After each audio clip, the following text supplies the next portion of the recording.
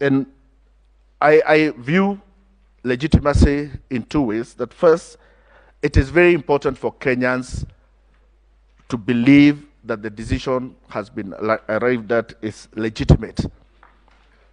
And the reason for that is because it is in one person. They have been asked, or they have asked to delegate their sovereign authority.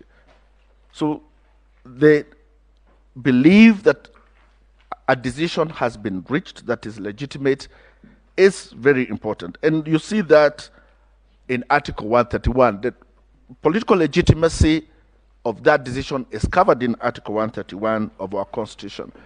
Because Article 131 gives our president 4 powers. He makes him the head of state and government in paragraph A. In paragraph C, it makes him the commander-in-chief. In paragraph D, it makes him the chairperson of the National Security Council. And then in paragraph E, it makes him the symbol of national unity. So of all the 4 things that our president must do, the A is the political legitimacy. And if decisions are arrived at as to who has won an election, and they do not carry with them the legitimacy that is required, then you have somebody who cannot exercise the duties, execute the duties under 131E as being the symbol of national unity. But there's a second reason. And the second reason is that also the person to whom you now declare as the president must himself believe in the legitimacy of the decision that has been made. And political scientists say that this political legitimacy is necessary because it finally determines how that person themselves will hand over that power. And political scientists say that power that is unjustly acquired will never be justly given. So if you want to have a legitimate transfer of power in a country into the future, you must ensure that that power is also known not just to the public, but to the person who acquires it as legitimately obtained. The question then comes to where we find ourselves today, where we have the chairman and a minority group saying they carry the day in this decision, and we have 4 commissioners.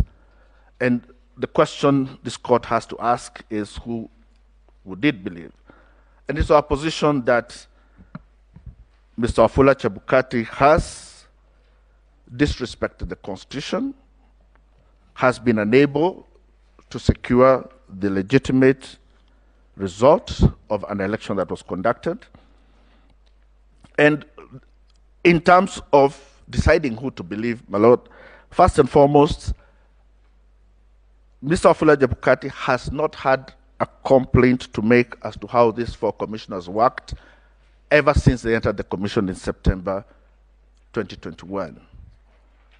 On the other hand, there are lists of complaints as to how he himself has conducted this election that start way back from 2017, that he bungled up the 2017 elections. We've captured in a petition that he has had 4 other commissioners resign on him previously. There's unilaterally printed ballots. He's unilaterally made decisions about use of registers. And in our both affidavits and petition, we have made a list of all the misconduct that he himself has executed. And the result of all that, you come to the conclusion that what the chairman has attempted to do is to install himself as a new age supervisor of election, totally emasculate the role of all other commissioners, and you now have a decision that is his, supported by a minority of the commission.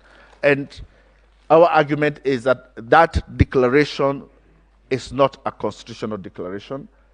That declaration is unable to found the declaration that was supposed to be made under Article 131.8. And one of the most glaring things that comes also from that conduct is the issue of the 27 constituencies. And the ninth respondent knows the importance of that because in paragraph 6 of his affidavit, he purports that those results were read.